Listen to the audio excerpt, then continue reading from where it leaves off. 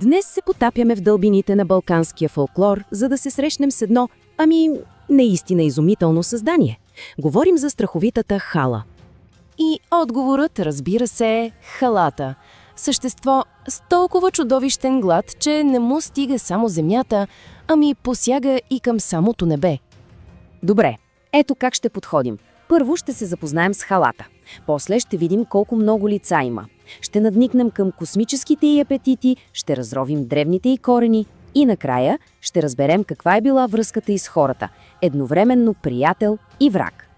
И така да започваме от начало. Коя всъщност е халата?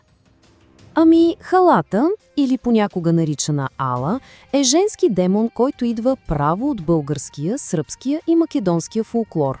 Но тук не говорим просто за някакво чудовище. Не, тя е нещо много повече. Тя е самата стихия. Представете си най-лошото време, което може да се случи. Това е тя. Основната й цел – да доведе онези ужасни, тъмни градоносни облаци право над нивите и лозята.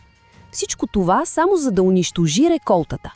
Абсолютен кошмар за всеки земеделец. Добре но как изглежда един такъв демон? Ето тук нещата стават наистина интересни. Защото тя може да бъде просто черен вятър.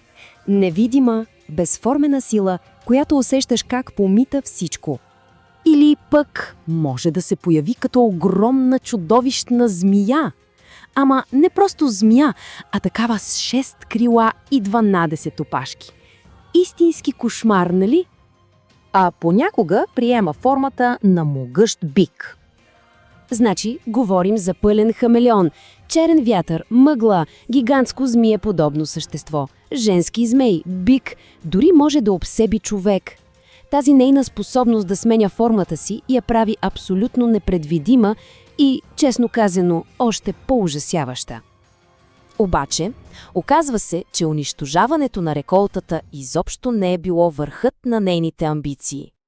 Не, апетитът на халата бил толкова голям, че според вярванията тя се опитвала да направи нещо немислимо – да погълне слънцето и луната. Да, точно така. Да потопи целия свят във вечен мрак.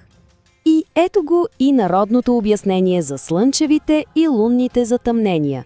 Това не било просто някакво си астрономическо явление. О, не! Това била битка за оцеляването на света.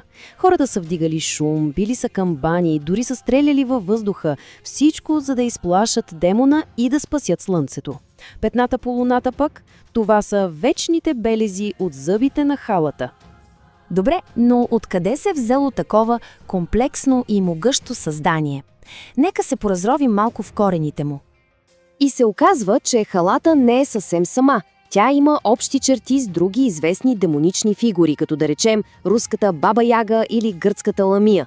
Това ни подсказва, че образът й най-вероятно е някаква смесица от много древни праславянски вярвания и културите, които са били на Балканите преди това. И вижте това, дори за името й се спори. Има две основни теории. Едната е, че идва от гръцката дума за градушка, халаза, което е напълно логично, нали? А другата теория е, че произходът е тюркски, от думата за змия Ала, което пък пасва идеално на един от най-честите й образи.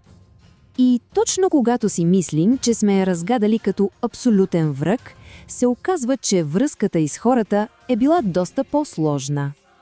Да, от една страна тя е чиста проба разрушител. Нейната цел е да унищожи труда на хората, но от друга, и тук идва шокът, същата тази хала може да направи някого приказно богат, стига да знае как да подходи към нея. Има една страхотна приказка, която илюстрира това перфектно. В нея доведената дъщеря отива в леговището на халата, но вместо да се ужаси, тя се обръща към нея с майко, почиства бърлогата й и дори реши косата й пълна с черви. И каква е наградата? Съндък пълен с злато. А нейната завистлива сестра, която се отвръщава от халата, тя си тръгва с съндък пълен с змии. Поуката е ясна. Разбира се, хората не са разчитали само на доброто и настроение. Имали са си и трикове, като например това заклинание. Идеята е била да излъжат халата, че наблизо има друга, още по-силна и страшна гологлава хала. Просто за да я накарат да си тръгне. Защото халата не е била непобедима. О, не! Имало е кой да й се опълчи. Най-големите й врагове били змейовете. В по-късните, вече християнизирани митове, свети Илия често се бие с нея. Вярвало се също, че гигантски орли я прогонват.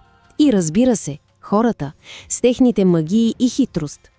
И така, накрая остава въпросът, ако едно чудовище може да възнагради смелостта и уважението с богатство, дали то е просто чудовище?